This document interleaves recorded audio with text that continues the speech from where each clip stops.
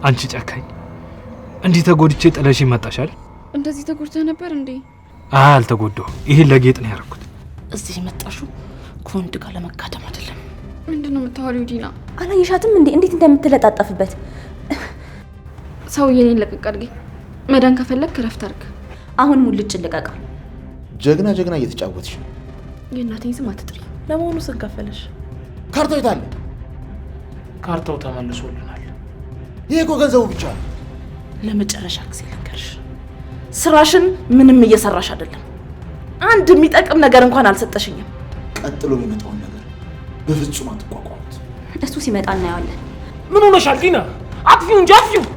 አንቺ ሰራሽ ሳይሆን እኔ ስፈልግ ነው የምለቀው። አጥፊው ቶሎ በይ አጥፊው።